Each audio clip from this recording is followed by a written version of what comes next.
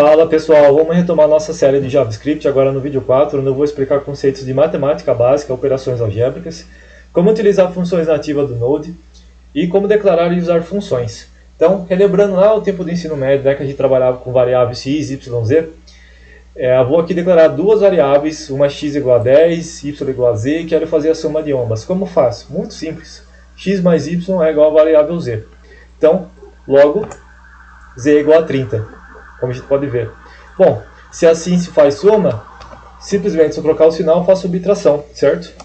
E aqui, trocando por asterisco, eu faço multiplicação, e assim a divisão de x por y. Tá? Bem simples, não tem muito segredo. Tá, muito bem, só que isso aqui são operações muito básicas. Se eu quiser fazer operações mais avançadas, como eu posso fazer? Aí a gente vai ter que invocar uma biblioteca que tem essas funções já pré-definidas. No caso, há duas formas. Uma é importar uma biblioteca, e no caso eu vou ensinar isso em aulas futuras. Mas isso não é necessário fazer a importação de uma biblioteca, porque o Node já traz algumas funcionalidades nativas, como por exemplo o math. Então, digitando math, ponto, para dar acesso às funcionalidades extras, a gente aqui pode encontrar várias. Floor, max, min, round, logaritmos, funções exponenciais, o número pi, absoluto, arco cosseno, funções trigonométricas, entre outras. Tá? Então, mas aqui eu peguei alguns exemplos. Primeiro eu declaro uma variável x e digo que ela é 10, e y é igual a 5. Então, pow, que é o power, é a mesma coisa de dizer que x elevado a y é igual a z. Se eu salvar, aqui, ele diz que z, que é a potência, né, é igual a 100 mil, porque 10 elevado a 5 é 100 mil.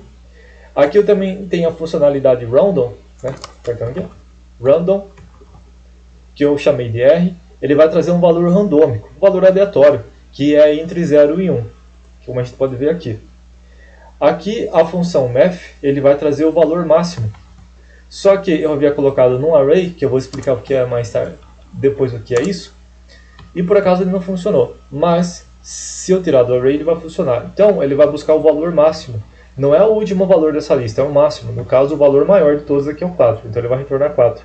E aqui min, para trazer o valor mínimo, que no caso é 1. Então, aqui estão alguns exemplos dessas funcionalidades extras que o math traz. E você pode ir testando as outras aqui também. É bastante intuitivo. Se você ter conhecimento de matemática básica, você vai saber facilmente como utilizar essas funções. Beleza? E agora, propriamente, vamos falar das funções. Então, vou dar um exemplo. O que é uma função? Uma função se declara assim.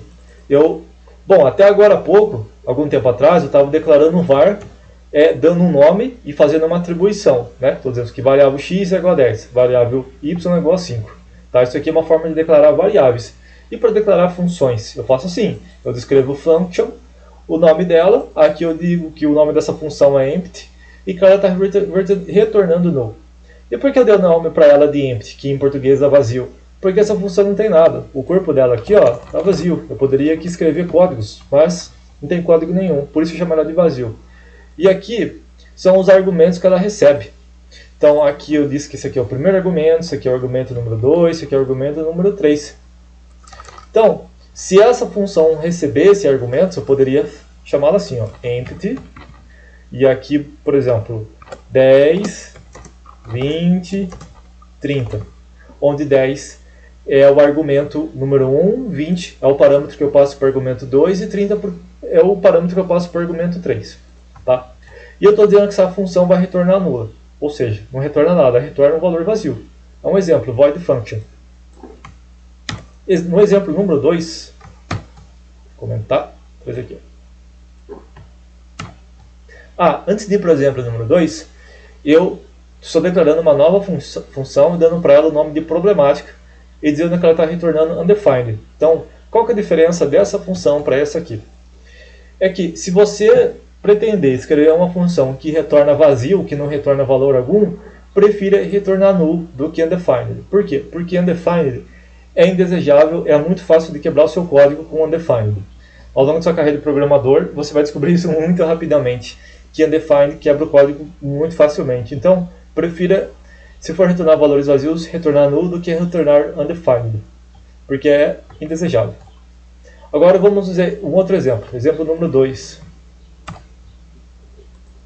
Aqui eu estou fazendo uma função propriamente e estou dizendo que ela tem a funcionalidade de somar. Então ela recebe um argumento A, um argumento B e ela retorna a soma de A mais B, como nós vimos lá nos primeiros exemplos só de matemática, né?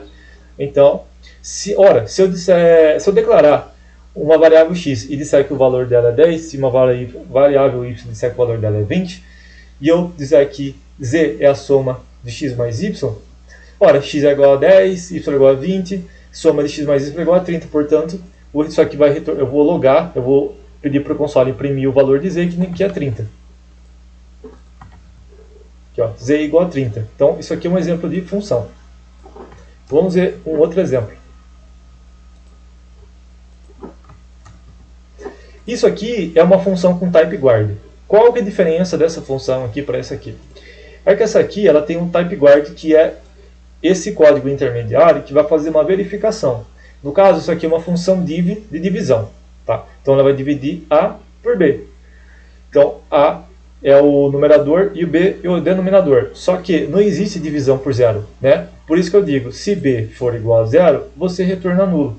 Então é uma espécie de type guard. Então se eu for invocar essa função, e quando eu for fazer a divisão aqui de x por y, o x por acaso for igual a zero, isso aqui pode retornar um erro. Só que, para evitar que ele retorne erro, que ele retorne, por exemplo, not a number, que eu havia falado lá nas primeiras aulas, o que eu faço? Eu faço um type guard e digo aqui, ó, se b for igual a zero, retorna nulo. Assim evita retornar not a number, retornar problemas, fazer o código quebrar. Tá? Então, esse é o conceito. Type guard, quando você coloca código intermediário para ele fazer, de certa forma, ele é um guarda, né? Ele faz um filtro nos valores. Muito útil o type guard. Então, agora aqui vou dar o exemplo de variáveis escopadas. Então, olha só. Eu criei uma função chamada add, que faz um incremento. Ou seja, ela pega um valor base e soma com o incremento. Logo, por exemplo, se base fosse igual a 100 e eu incrementar 10, então 100 mais 10 é 110, certo? Então, só que aqui eu faço o seguinte detalhe. Aqui, do lado de fora, eu crio uma variável chamada base e eu atribuo um valor para ela de nome 10. E aqui do lado de dentro, aqui dentro do corpo dessa função, né, dentro do escopo da função, eu crio novamente uma outra variável com o mesmo nome aqui de base e atribuo para ela um valor igual a 100. Então, pergunta é, esse 100 aqui, ele vai se referir a qual base? Essa variável base aqui ou a variável base do lado de fora? Bom, tem um jeito bem simples de você descobrir isso, sem quebrar muita cabeça. Você vem com o mouse aqui em cima de base, segura o Ctrl e aperta. Aí você pode ver que o cursor pulou de cá para lá, né? Então o cursor estava pulando aqui, ó. Então, se eu, novamente, vou apertar o Ctrl e clicar em base, ele vai voltar para cá. Então, ele está se referindo a essa aqui. Se eu comentar essa base, daí novamente, vi que o cursor aqui apertar o Ctrl e apertar, aí ele vai para o lado de fora. Aí ele vai chamar a base do lado de fora. Tá. O que isso quer dizer no final das contas? Quer dizer que ele vai dar preferência para variáveis escopadas, para variáveis internas dentro desse corpo aqui, ó, dentro desse par de colchetes, dentro desse escopo. Bom, como ele não encontrou nada aqui dentro, então ele vai procurar do lado de fora. Vamos ver se isso é verdade? Então ele está considerando que base é igual a 100, não que base é igual a 10, base é igual a 100. Então, se eu disser que x, que é um valor incremental, é igual a 20, quanto é que vai dar isso aqui? 120, né? Aqui, ó, 120. Mas, se eu comentar isso aqui, ele vai pegar a base, que é o valor igual lá de fora, e aí ele dá 30. Então, esse é o conceito aqui de variáveis escopadas. Você pode redeclarar variáveis dentro do escopo, e ele vai utilizar o que está do lado de dentro. Bom, a próxima aula aqui, que é de objetos, aqui eu vou deixar para o próximo vídeo, beleza? Espero que tenha entendido. Qualquer coisa, deixa um comentário. Até mais!